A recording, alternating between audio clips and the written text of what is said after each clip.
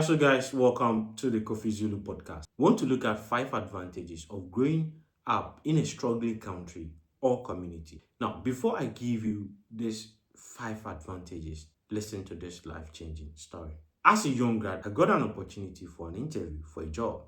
Now, when I got to the waiting room, with one of the best banks, then the caliber of people I met in the waiting room. In fact, at the moment, I counted myself out. Then, for me, the community I grew up in, we don't give up. So, one thing just popped up in my head.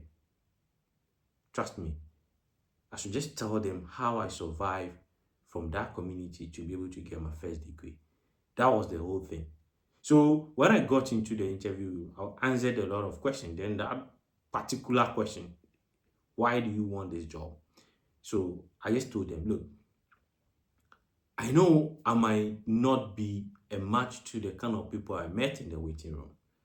But if none of them know, I grew up in a community called Ashama in Ghana.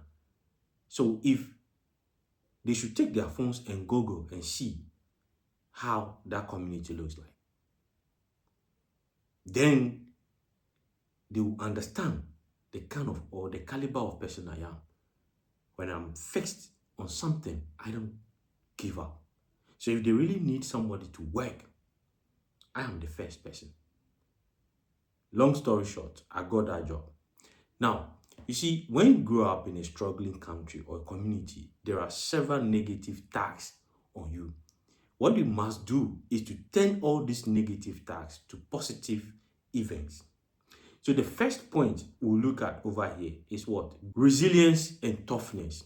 Facing hardship from an early age teaches you how to endure, adapt, and push forward no matter the circumstance. That is why you see somebody like STONEBWOY, no matter what, the guy keep on pushing. Yes, it's the community in which he grew up. So it teaches you that you must be tough. So if you personally know me, you know that you might see me to be a gentle guy, but I am tough. I am tough to handle. Yeah, clear. It is because of where I grew up. And the trick is that you should be able to turn this thing to a positive attitude, or else you find yourself in trouble all the time. All the time. That is point one. Point two, creativity and problem-solving skills. With limited resources, young people learn to make a way where there is no way, becoming what? Innovative and resourceful. See, when you grow up in communities like this, you think outside the box because you know you do not have what? That opportunities around. Now, it is also important to also acknowledge that because resources are scarce, you are forced to start thinking of things that a child should not think about. That is what gets a lot of kids in these communities in trouble. So if you are a parent, you look at some of these things and do not and try to talk to your child. Now, the third point to consider here is what? Appreciation of opportunities. When you give kids actually from struggling communities or country the opportunity, they appreciate it. In fact, they see that as the only chance to make it. So they don't waste time. So this is also to employers and people out there. When you are looking for people to employ or you want to put certain people at certain positions, you should consider certain backgrounds, because the backgrounds also give a fair idea how the person can handle things.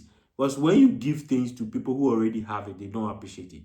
But people who do not have it, people who have never seen certain things before, they appreciate it and they work hard. We also talk of what? Strong social bonds. You see, kids who grow up in communities that are not well developed, they seem to do things together. You understand? And back in the days, my time, Charlie, those days is for the bad reasons. We go to fight and stuff like that. So we are able to build some kind of connection. If you hurt one person, we are all coming for you. Unless, Charlie, we didn't see you. Yeah. So the thing is to be able to turn this thing into a positive character. In a sense that when you are working in a team, you see this type of people, they always want to lead a team. Because the community in which they grew up, most of the time, you have to prove yourself to lead the pack. You understand? You have to prove yourself to lead the pack. So you see them always what? Trying to be the leader of the team. Yeah. Okay. Then we also talk of what? Early responsibility and maturity. Children and youth often take an adult responsibilities earlier, helping families working, caring for siblings, which build discipline and life skills at a young age. This is so serious. Personally, you see kids who grew up in communities that are not well structured or things were difficult, they learn things very early. You see the firstborn taking care of the siblings. So that guy, if it's a guy or lady, you see he knows how to handle kids. He knows how to cook. He knows how to, how to handle so many things when it comes to the family. And when it comes to work too, you tend to work very early. So, Charlie, no one is coming for you. You got to go and start. You don't run. You understand? That is why you see kids, people from struggling countries, they know they have only one opportunity and they go all for it. Whether it's in the field of education, in the field of sports, they go all for it. 50 Cent once said, look, there's no one home who is gonna save you. So he doesn't run from problems. He faces them. And anytime you face your problem, trust me, you're gonna win. If you don't win, this one, you've got an experience. If you have watched this video to this side, this is Kofi Zulu Podcast. Subscribe and enjoy more of this. Thank you. I'm out.